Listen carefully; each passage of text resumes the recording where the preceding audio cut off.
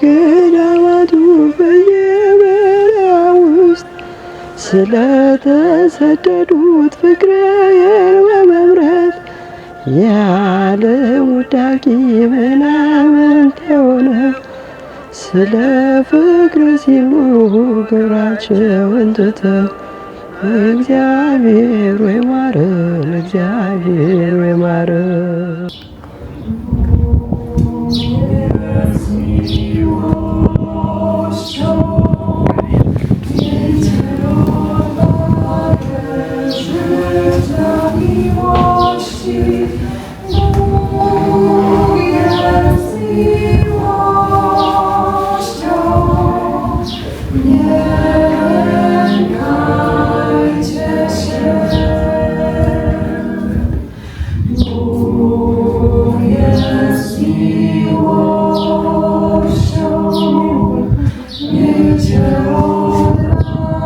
እንግዲህ ወደዚህ ወደ ፍጥሞ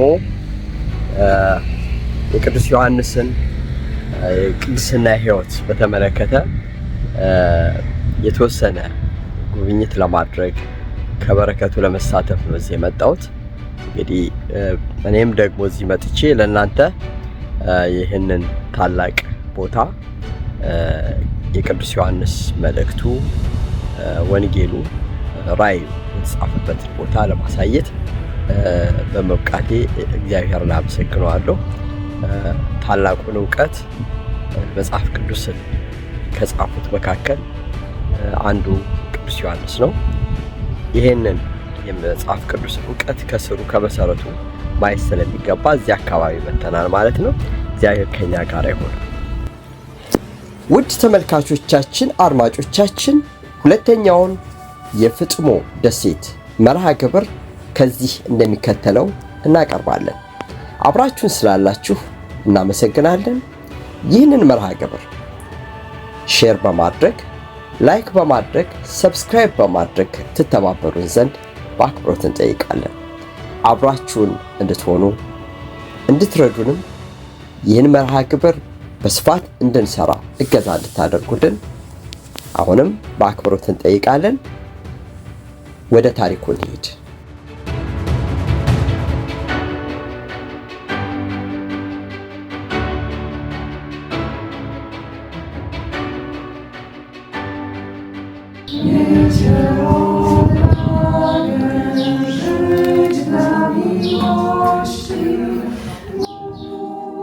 ለመሆኑ ፍጥሞ ማነች? ደሴቷ ከታናሽ እስያ በዛሬው አጠራር ቱርክ ጠረፍ በምዕራብ 40 ማይልስ ከኤፌሶን ከተማ ደቡብ አቅጣጫ 50 ማይልስ ርቀት ላይ የምትገኝ የኤዥያን ባህር አካል የሆነች 34 ስኩዌር ኪሎ ሜትር ስፋት ያላት ደሴት ናት። ከቱርክ በ40 ማይልስ ርቀት ላይ ተቀምጣ እንዴት አልተወረረች የሚለው ጥያቄ አስገራሚ ሆኖ ቆይቷል። እንደኔ አባባል ቅዱስ ዮሐንስ ደሴቷን ከልሏት ካልሆነ ውቅያኖስ ተሻግሮ ታላላቅ የክርስቲያን ሀገራትን ያሸነፈ ቱርክ እንዴት ሚጢጢ ደሴትን ታገሳት ወይም ተዋት? በሰውኛው የሚቀርበው ምክንያት ፍጥሞ በዋናነት በቱርክ ያልተያዘችው ያልተገዛችው በኦቶማን የግዛት ዘመን ደሴቲቱ በልዩ ልዩ መብቶች ስር ትተዳደርና ግብር ትከፍል ስለነበር ነው ይላሉ። እንደ ቅዱስ ሃይማኖት ቦታ አንጻራዊ የራስ ገዝ አስተዳደርን ይዛ ነበር እና በኋላ በ1912 ጣሊያን የዶዲካኒዝ ደሴቶችን በያዘበት ወቅት የግዛቷ አካል አደረገቻት፣ ማለት ወደ ጣሊያን ግዛት ተጠቃለለች። በመጨረሻ ግን ወደ እናት ሀገሯ ወደ ግሪክ ተመልሳ ገብታለች። እኔ ግን ይህንን ተአምር ነው የምለው፣ ቅዱስ ዮሐንስ የሰራው ተአምር ብዬ በልቤ ስንክሳር የጻፍኩት በቅዱሱ ጥበቃ ከወረራ የተረፈች ሀገር ወይም ደሴት ብዬ ሰይሜያታል። እናንተ ምን ትላላችሁ? ደሴቷ በቋጥኝ የተሞላች ያገጠጡ የድንጋይ ኮረብቶች ያሏት፣ እንደ እሳት የሚለበልበው የፀሐይ ሙቀት ባለበት በዚያ የኤዥያን አካባቢ በእሳተ ገሞራ የተፈጠሩ ተራራና ጉድባ የሞላባት በክረምት እጅግ የምትቀዘቅዝ የቅጣት ቦታ ነች። ስለዚህም ነው እነ ቅዱስ ዮሐንስ ወደዚህች ደሴት ለቅጣት የተላኩት። እንዲህም ቢሆን በመጸው በበጋና ጸደይ ወራት አረንጓዴ ምንጣፍ የተላበሱ ሸንተረሮቿና በአበባ ያሸበረቀው ሜዳዋን ያካተተ መልክዓ ምድር ያላት በሰማያዊ ውቅያኖስ የተከበበች ትዕግርት መሆኗንም መካድ አይቻልም። በእውነት የፍጥሞን ውበት ብታዩት እጅግ ያስገርማል። ምንም እንኳን ጥቂት የንግድ እንቅስቃሴ ቢኖርባትም በዋነኛነት ግን የምትታወቀው በሮም ዘመነ መንግስት ጥፋተኛ የሚላቸውን አምጥቶ የሚዘረግፍባት ለቅጣት የተዘጋጀች ቦታ ሆና ነው። አሁን ግን የግሪክ የቱሪዝም ማዕከል ከሆኑ ታላላቅ መካናት መካከል ሆናለች።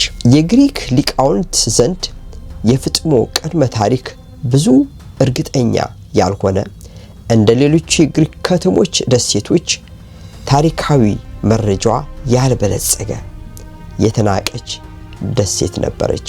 ቱሲዲያድስ የተባለው የታሪክ ጸሐፊ ምሁር ከ460 እስከ 396 ከክርስቶስ ልደት በፊት በጻፈው ግጥም ውስጥ ጥቂት ዋቢ አስቀምጦላታል። ከክርስቶስ ልደት 65 ዓመተ ምህረት በፊት 65 ዓመተ ዓለም ገደማ ጀነራል ቻርል የተባለ ተዋጊ ስፓርታዎችን እያሳደደ እስከ ፍጥሞ ደሴት እንዳደረሳቸው የሚገልጽ መረጃ በደሴቲቱ የታሪክ መዝገብ ላይ ተጽፎም አግኝቻለሁ። በተረፈ ስለ ደሴቲቱ ሰዎች ኢኮኖሚ፣ ህይወት፣ እንቅስቃሴ በሰፊው ለማተት ጊዜው ስለሚያጥር ይህንን ጉዳይ በዚሁ ላይ እንቋጫለን። ይልቅ እነዚህ የግሪክ አማልክት ጸሐፍት ልክ እንደ ሌሎቹ የግሪክ ከተሞችና ደሴቶች ፍጥሞንም ጠቃቅሰዋታል። ፍጥሞ ቅዱስ ዮሐንስ ደርሶ እስከ ፈወሳት ድረስ የአጋንንት ዳንስ ቤት ነበረች ብንል ማጋነን አይሆንም። የነዚዮስ፣ ዲዮናሲዮስ፣ አፖሎ፣ ኮርነስ፣ በዋነኛነት አስኮቲስ፣ አርጤክስ የመሳሰሉ ጣዖታት በዚች ደሴት ውስጥ ይመለኩ ነበር። ለዚህ ማስረጃ የሚሆነን በሁለተኛውና በሶስተኛው መቶ ክፍለ ዘመን በካቶሊካውን ወለል ላይ ካቶሊክ ማለት አይደለም የተገኘው እና አሁን በገዳሙ ልክ እንደ ሲክ ሬስቲ የተቀመጠው የአርጤክስ አምልኮ ጽሑፍ ይህን ጉዳይ ያረጋግጥልናል። ስለዚህም አርጤምስ ዮሐንስ አምዘግዝጎ እስከ ጣላት ድረስ የደሴቲቱ ጠባቂ ሆና በጣረ ሞት ገዛች ማለት እንችላለን። ለዚህ ነው ይህች ትርጉምና ታሪክ የሌላት ደሴት የቅዱስ ዮሐንስ እግር ከተረገጣት በኋላ ዝነኛ የሆነችው። ቅዱስ ዮሐንስ ጣዖታቱን እንደ ሰም አቅልጧቸው አጽመ ርስታችን ነው ከሚሉት ምድር አፍልሷቸዋል። የሆነው ሆኖ ቅዱስ ዮሐንስ ወንጌላዊ በግዞት በዚች ደሴት ታስሮ ሳለ የምድሩን መንገድ የዚህ ዓለም ገዢዎች በባህር ቢያጥሩበትም እግዚአብሔር የሰማይ መንገድን ከፍቶለት ስለ ህልፈተ ዓለምና ሌሎች ጉዳዮች ራእይ ሲያይ ለ18 ወራት ቆይቷል። በአሁኑ ሰዓት ደሴቷ በቅዱስ ዮሐንስ ስም የተሰየመ የግሪክ ኦርቶዶክስ ቤተክርስቲያን ገዳማትን፣ መነኮሳትን ያዘች ሲሆን ከ3000 በላይ ነዋሪ የከተመባት ቦታም ነች ማለት ነው። ቅዱስ ዮሐንስ ከደቀ መዝሙሩ አብሮኮሮስ ጋር የነበረበት ራእይ ያየበት ዋሻም ብዙ ክርስቲያኖች የሚጎበኙት እጅግ ታላቅ ቦታ ሆኖ በዓለማችን እጅግ ከሚደነቁ በዩኔስኮ ከተመዘገቡ ቦታዎች አንዱ ነው ማለት ነው። እሺ ውድ ተመልካቾቼ አሁን የነበርኩበት ቦታ ቅዱስ ዮሐንስ የታሰረበት ቦታ ነው። እዚህ ነው እንግዲህ ራእዩን የጻፈው። ለ18 ወራት እዚህ ቦታ ሆኖ ነበር። የቅዱስ ዮሐንስ ገድል እጅግ ሰፊ ነው። እንግዲህ ይህን ቦታ በሚጎበኝበት ጊዜ ከፍተኛ ደስታን የተሰማኝ እግዚአብሔር አምላክ ሁላችሁንም ለዚህ በረከት ያደርሳችሁ። የነበረበት ቦታ ነው ይሄ የተቀመጠበት ነው። ይሄ እጁን ያስቀመጠበት ቦታ ነው።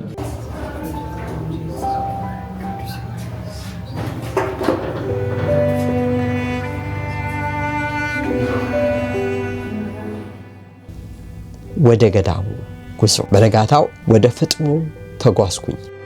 የግሪክ ፀሐይ ሳይገር በመነሳቴ በፍጥሞ ደሴት የሚካሄደው ቅዳሴ ላይ ደረስኩኝ። የግሪኮችን ቅዳሴ አየሁት። እንደሚታወቀው የግሪክና የእኛ ቤተክርስቲያን የሚለያዩበት ክሪድ ስላለ ምንም አይነት ስርዓት ለማካሄድ አልቻልኩም ወይም አይፈቀድልኝም። ቅዳሴውንም አይገባኝም። ስለዚህ እንደ ቱሪስት ሁሉን እያየው እየቀረሱ አሳለፉ። ቅዱስ ዮሐንስ ራእዩን የጻፈበትን ቦታ ልክ ደብረ ሊባኖስ ያለውን ደብረ አስቦን ይመስላል። በዚህም በመንፈስ ቅዱስ አንድ የሆኑ መናንያን ኑሯቸው መመሳሰሉ ሲደንቀኝ ይኖራል።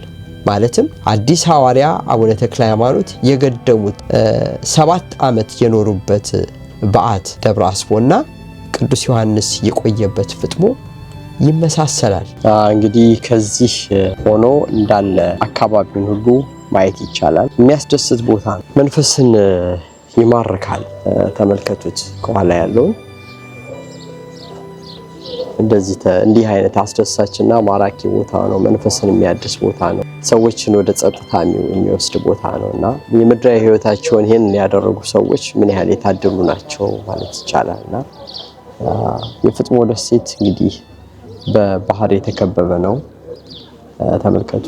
ይሄ ውቅያኖስ ነው። ይህ ቦታ ኢካሪያን ሲ ይባላል። እንደዚህ የምታዩት ደግሞ ሜዲትራኒያን ሲ የሚባለው ነው። ከተሞች አሉ። ሌላው ቀርቶ እዚሁ ገዳሙ ውስጥ እንኳን መኖሪያ ቤቶች አሉ። ገዳሙ የተለየቱ እዚህ አካባቢ አለ። ትንሽ ከኛ ገዳማት ለየት የሚያደርገው በአብዛኛው በጣም የተደራጁ ናቸው፣ ግን ትንሽ ዓለማዊነት አይቻለኝ።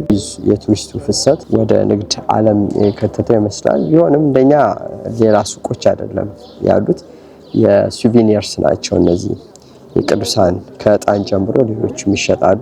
ከፍጥሞ ደሴት የማስተላልፍላችሁ ታላቁ ክርስትና መልእክት ቅዱስ ዮሐንስ እዚህ ቦታ ላይ ሲጸልይ ነበር።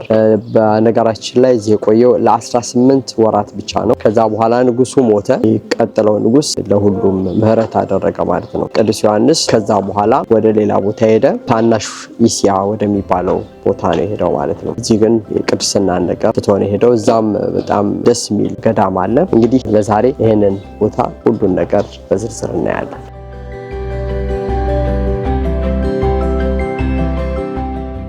በፍጥሞ የተጻፈው ዮሐንስ ራእይ እንዴት ተጻፈ?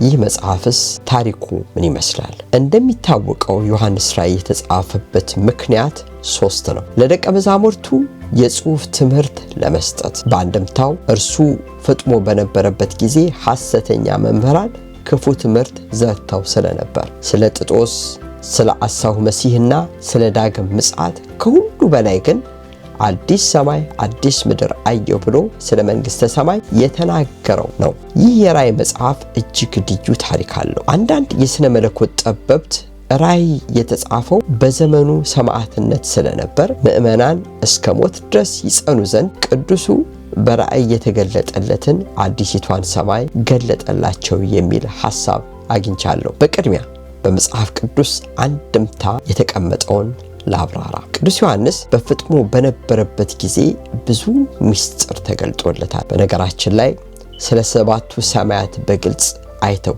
ከጻፉ ቅዱሳን ጸሐፍት መካከል ቅዱስ ዮሐንስ ዋነኛው ነው። ይህ መጽሐፍ ለ7ቱ አብያተ ክርስቲያናት የተላከ ተግሳጽ፣ ምስጋና፣ የሥራ መመሪያ፣ ትምህርት፣ ትንቢት፣ ብዙ ነገር ያካተተ ነው። ስለ ጌታችን መድኃኒታችን ኢየሱስ ክርስቶስ በጥልቅ እንረዳ ዘንድ ይህ መጽሐፍ ብዙ የሚያብራራው ብዙ የሚነግረን ነገር አለ። በአባቶቻችን የትርጓሜ መጽሐፍት ለ7ቱ አብያተ ክርስቲያናት የተላከውን መልእክት 7ቱ ቀለምሲስ ብለው ይጠሯቸዋል። አቡ ቀለምሲስ አፖካሊፕስ የግሪክ ቃል ነው። ማለት ራእየ ህቡዓት፣ ሀበ ራእይ፣ ሀበ ትንቢት ማለት ሲሆን የተሰወረውን፣ የተደበቀውን፣ የተከደነውን የሚገልጥ ማለት ነው። ቅዱስ ዮሐንስ ለ7ቱ አብያተ ክርስቲያናት ወይም ለ7ቱ ከዋክብት ኤጲስቆጶሳት የጻፈው 7ቱ ቀለምሲስ 7ቱ ሚስጥራዊ ራእዮች በአንድ ባልታወቀ ሰው አማካኝነት በአፄ ዘድንግል ዘመን ኦሪጂናሉ ወይም ኮፒው እንደመጣ በዮሐንስ ራእይ መቅደም አንድምታ ተቀምጦ አግኝቻለሁ። በአርዮስ ክህደት ምክንያት 318ቱ ሊቃውንት በኒቂያ ሲሰበሰቡ ሃይማኖት መልሰው አርዮስን አውግዘው እግረ መንገዳቸውንም እንደ ሐዋርያት መጽሐፍትን ወስነዋል። የሊቃነ ጳጳሳት ስብሰባ ሲኖዶስ ስብሰባ ያልተጻፈውትን መጽሐፍት በመጽሐፍ የተቆነጻጸሉትን በማስተካከል መናፍቃንን በማውገዝና በመለየት ቢጽ ሐሳውያንን በሐሰት የሚያጠምቁትን የምእመናንን ገንዘብ የሚሙጨልፉትን ይገስጻሉ። በዚህም አካሄድ ከሐዋርያት የተላለፈውን 81ዱን መጽሐፍ አርእስት ሰጥተው ሲለያዩ ከመጽሐፍቱ ሁሉ ዮሐንስ ራእይ በዝርዝር ውስጥ ቢገኝም መጽሐፉ ግን አልተገኘም ነበር። ቅዱስ ዮሐንስ አፈወርቅ ሲወርድ ሲዋረድ በተላለፈው መሰረት ይህ መጽሐፍ በመጥፋቱ ሲቆጭ ተደብቆም ቢያገኘውም በራእይም ቢገለጥለትም የተሰወረውን በማግኘቱ ሐዲስ ዳንኤል ተብሎ ክብር ተሰጥቶታል። ቅዱስ ዮሐንስ አፈወርቅ የተባለው ከ318ቱ ሊቃውንት በኋላ ከ150 ዓመታት በኋላ የተነሳ ታላቅ አባት አውዲኪያ በተባለች ገንዘብ እጅግ በምትወድ ገፋዬ ነዳይ ጨካኝ ንግስት ባለስልጣን ስለነበረች እሷን ተቃውሞ ንግስቲቱ 8 በነውር የተሻሩ ራሳቸውን የሾሙ ጳጳሳትን አስመስከራ ወደ ደሴት አጥቂያ አስግዛው በዚህ ደሴት ዮሐንስ ራእይ ተደብቆ አግኝቶታል። ለምን በዚያ ተገኘ ቢባል የአሕዛብ ነገስታት ክርስቲያኖችን ሲያሳድዱ በዚያም ደሴት ሲያስሯቸው መጽሐፉን ይዘውት ወደዚያ ሄደው አምጥተውት ይሆናል የሚል በአንድምታው ላይ አግኝቻለሁ። የኛ አንድምታም ዓለም አቀፍ የኦርቶዶክስና የካቶሊክ የነገረ መለኮት ጥናት የራእዩ መጽሐፍ ለቅዱስ ዮሐንስ አፈወርቅ ንባቡ እስከ ትርጓሜው ተገልጦለት እንደገና ጽፎታል የሚልም ነገር አንብቤያለሁኝ። በዚህም ይስማማሉ። የቅዱስ ዮሐንስ በረከት ከኛ ጋር ይሁን። እሺ እንግዲህ የቅዱስ ዮሐንስን የቅድስና ቦታ መጎብኘት ጀምረናል። ይሄ እንግዲህ በድሮ ጊዜ እስር ቤት የነበረ ነው። ነገር ግን በአሁኑ ጊዜ ታላቅ የቅድስና ቦታ ይሆናል። በቅዱሳን ምክንያት አንድ ቦታ ይቀደሳል የሚለው ትልቁ የአባቶቻችን ብሂል የሚፈጸመው እዚህ ነው። እነዚህ ስዕሎች እጅግ በጣም ጥንታውያን ስዕሎች ናቸው። ከተማው ይህንን ይመስላል። ከዚህ ስታዩት እንግዲህ ሞናስትሪው እንደዚህ ተደርጎ ነው በፍሬስኮ የተሰራው። በጣም ጥንታዊ የፍጥሞ ገዳም ውጣ ወረዳ አለው። ወደ ላይ በሚወጣበት ጊዜ በጣም አድካሚ ነው። በተለይ ከፀሐይና እኔ ትንሽ ልብስ ደግሞ ይዣለሁኝ። ስለዚህ ትንሽ አድካሚ ነበር። ነገር ግን በዚህ ገዳም ውስጥ በምንጓዝበት ጊዜ የቅዱስ ዮሐንስን ሕይወት ስለምንመለከት በጣም የሚያስደስት ነበር። እንግዲህ የክርስትና አሻራ ይህን ያህል ዓለምን መለወጡን በምናይበት ጊዜ በተለይ የኢትዮጵያ ኦርቶዶክሳዊ ተዋሕዶ ቤተክርስቲያን ሞናስትሪዎችን በጣም ማጠናከርና ወይም ደግሞ ገዳማትን ማጠናከርና ገዳማት ለኢትዮጵያ ዋስትና ስለሆኑ ለሀገር ለዓለም ዋስትና ስለሆኑ እነዚህን ቦታዎች በደንብ መጠበቅ ይኖርብናል። እንዴት አድርገን ነው ገዳሞቻችንን የምንጠብቀው?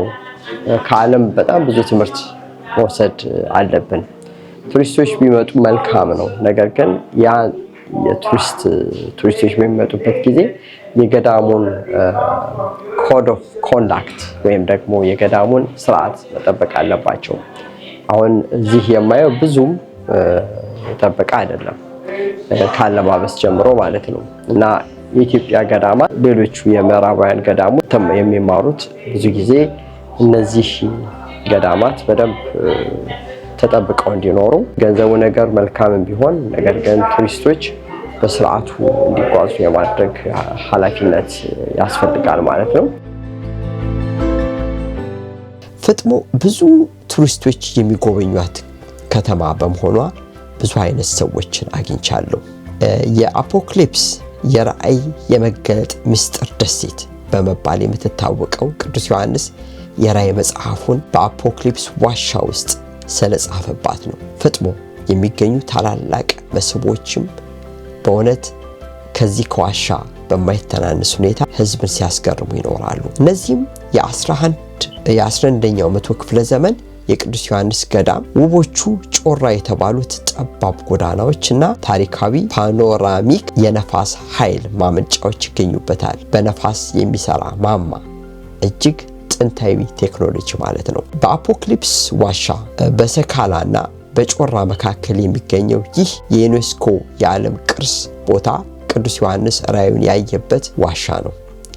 ለደሴቷ ግርማ የሰጣት የቅዱስ ዮሐንስ የነገረ መለኮት ሊቃውንት የሚፈልቁበት ገዳም በ1088 ዓመተ ምህረት የተመሰረተው ዋናው ቦታ ነው። በዚህ ውስጥ ሚዚየምም ይገኛል። የኮረብታው ዋና ገጽታዎች አስጎብኛችን በነገረን መሰረት 360 ዲግሪ ክብ ደሴቷን ብንዞር የምናየው ከተራራው ላይ የተገነባው የነፋስ ቤት በጥንት ዘመን የነበረውን የሰው ልጅ ጥበብ በነፋስ ኃይል ምን ይሰሩ እንደነበር ያሳየናል። ከታዋቂ ቦታዎች መካከል ካምፖስ አግሪዮ ሊቫዶ እና በቀለማት ያሸበረቁ የላምፒ ጠጠሮች ነፋሻ የባህር ዳር መናፈሻ ቦታዎችን ማየት እንችላለን።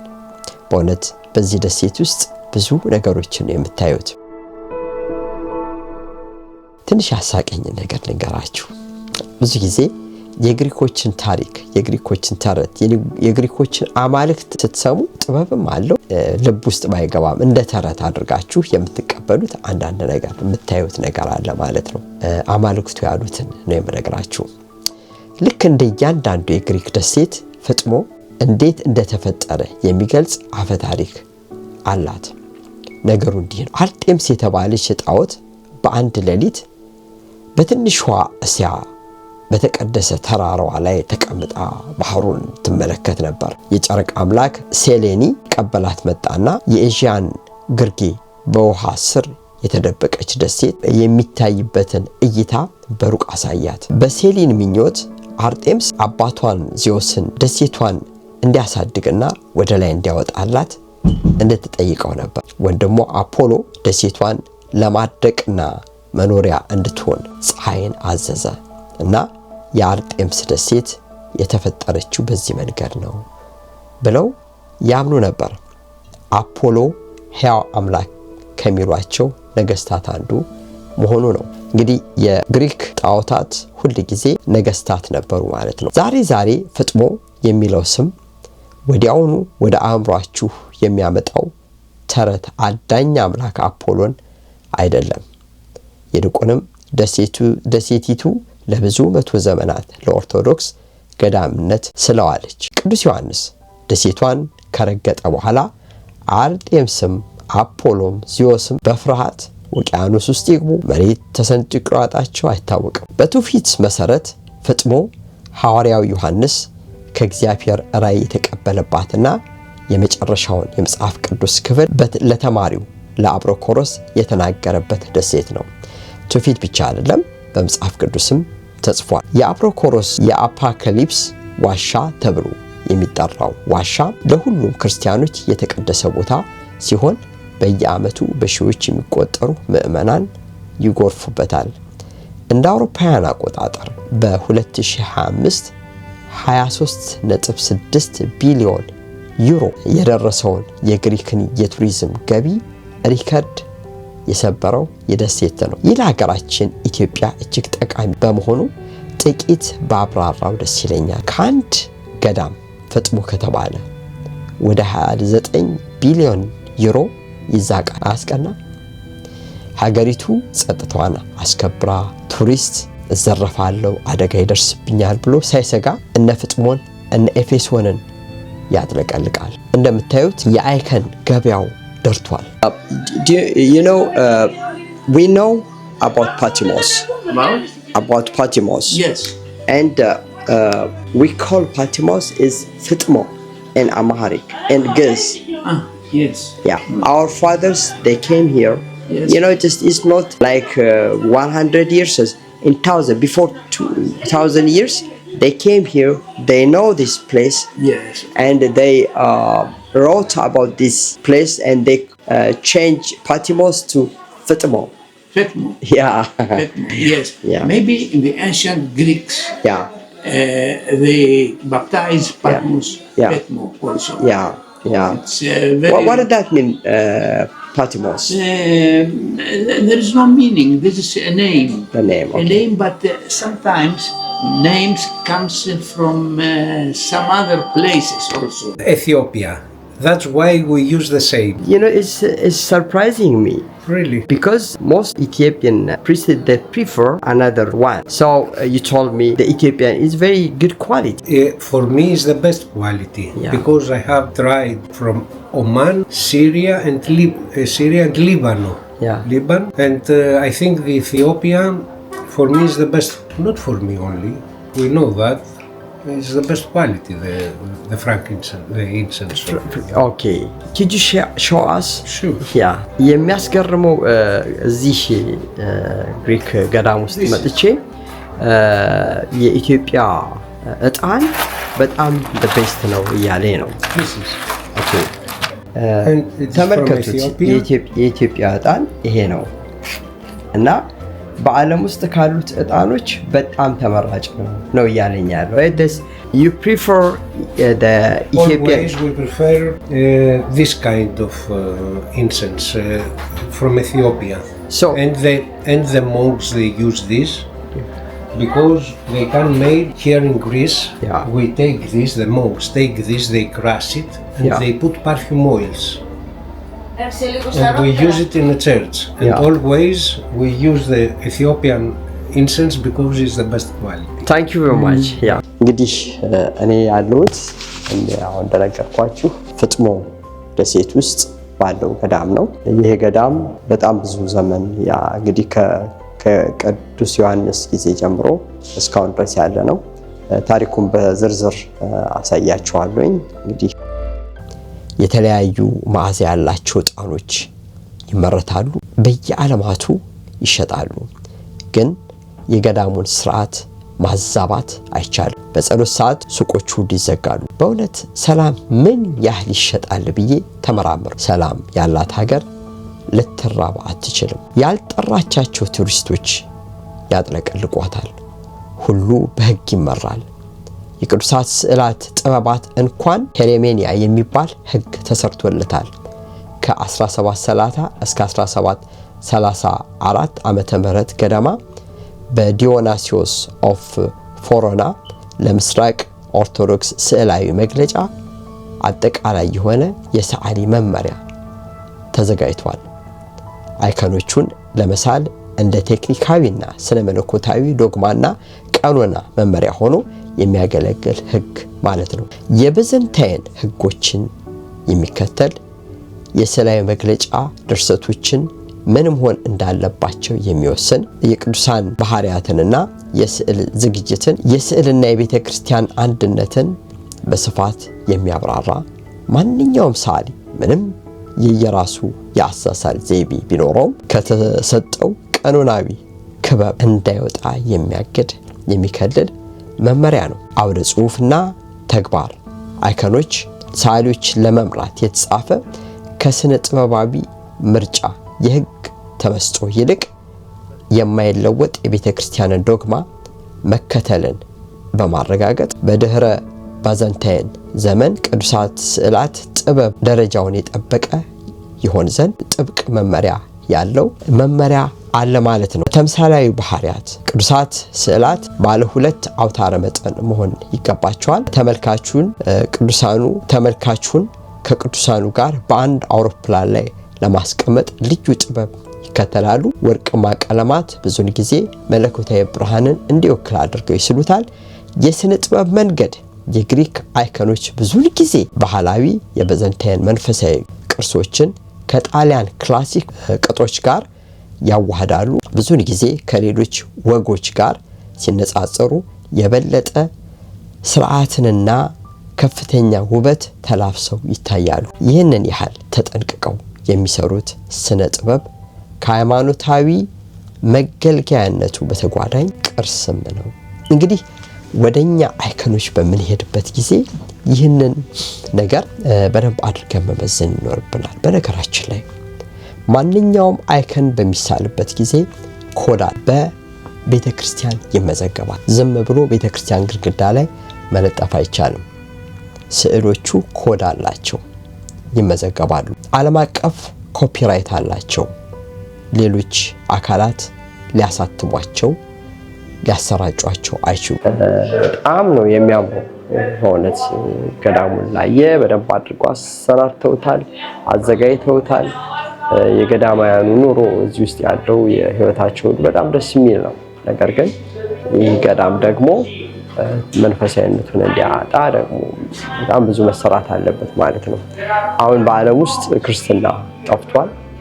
ግሪክ አይቻልም፣ ግን በጣም እንደው እኛ እንደምንጠብቀው የምንጠብቀውን ያህል በዓለም ውስጥ አለ ማለት አንችልም። ጊዜው የጨለመ ስለሆነ የመጨረሻው ጊዜ እየመጣ ስለሆነ ከእግዚአብሔር ጋር ያለን ግንኙነት ሁሉ እየላላ፣ በተለይም ደግሞ ቅዱሳን መካናት እንደ ካልቸር እና እንደሚጎበኙ ነገር እየተወሰዱ ናቸውና አይኮኖግራፊ የግሪክ ቅዱሳት ስዕላት መገለጫዎች በምስራቅ ኦርቶዶክስ ዶግማና ቀኖና መሰረት ለአምልኮ ብቻ ጥቅም ላይ የሚውሉ ቅዱሳን ስዕላት ናቸው። በስርዓት የሚሰሩ ሃይማኖታዊ ምስሎች ያቀፈ ነው። ይህ ምን ማለት ነው? ብዙውን ጊዜ ስዕላት የሰማይ መስኮት ይባላሉ። ሰማዩን የሚያሳዩ መስኮቶች እንጂ በራሳቸው አምላክ አይደሉም፣ ምሳሌያዊ ናቸው። ከብዘንታይን ጥበብ የመነጨ እነዚህ አይከኖች ጥብቅ ቀኖናዎችን ይከተላሉ። በተለይ ጌታችን መድኃኒታችን ኢየሱስ ክርስቶስን እመቤታችን ቅድስት ድንግል ማርያም ቴዎቶኮስ ወይም ቅዱሳንን በሚሳልበት ጊዜ ምሳሌያዊ ቀለም ይጠቀማሉ። ቅድም እንደነገርኳችሁ ወርቅማ ቀለም የመለኮታዊ ብርሃን፣ እመቤታችን በቀይና በሰማያዊ በሚሰራበት ጊዜ እነዚህ ሁሉ ምሳሌ አላቸው ማለት ነው። የተገላቢጦሽ አውታረ መጠን ወይም ሪቨርስ ፐርስፔክቲቭ፣ ይህ ጥበብ ወደፊት በአይኮኖግራፊ ጥበብ ላይ ስንነጋገር የምናብራራው ይሆናል ማለት ነው። እና መንፈሳዊ እውነትን ለማስተላለፍ የተነደፉ ረጋ ያሉ ተፈጥሯዊ ያልሆኑ ባህሪያትን ያሳያሉ። ግሪክ የምትታወቀው በአይኮኖግራፊ ጥበብ ነው። ኢትዮጵያም በአይኮኖግራፊ እጅግ ትታወቃለች። እንደውም የኢትዮጵያ አይኮኖግራፊ ወይም የግድግዳ ስዕሎች፣ የቤተክርስቲያን ስዕሎች በዓለም ላይ እጅግ ተወዳጅ ናቸው። አሁን እነዚህን ስርዓት አስይዞ ግሪኮቹ እንደሚያደርጉት ለሀገር ጥቅም ለቤተክርስቲያን ጥቅም መዋል ነው። በጸረ ስዕል አቋም ያላቸው አንዳንድ በቤተክርስቲያን ስም የሚጠሩ ወይም ደግሞ ሌሎችም ይኖራሉ። እነዚህ አካላት በደንብ ማወቅ የሚኖርባቸው ከመጀመሪያው ዘመን ጀምሮ ስዕላት ለአምልኮ እንደገናም ደግሞ መጽሐፍ ቅዱስን ኢሉስትሬት ለማድረግ መጽሐፍ ቅዱስን ለመግለጽ ከፍተኛ አገልግሎት ይሰጡ የነበሩ ናቸው። ለምሳሌ ጽሑፍ ማለት ስዕል ማለት ነው። የምታነቡት ስዕል ነው። እግዚአብሔር የሚል ቃል ታያላችሁ። እግዚአብሔር የሚል ጽሑፍ ስታዩ እግዚአብሔርን ይወክላል። ጽሑፉ እግዚአብሔር አይደለም። ነገር ግን ያ እግዚአብሔር የሚለው ሁሉ ጊዜ እግዚአብሔርን እንድታስቡት ያደርጋችኋል። ስዕልም ልክ እንደዚሁ ነው። ሥላሴን ስታዩ አብ፣ ወልድ፣ መንፈስ ቅዱስን ታስባላችሁ።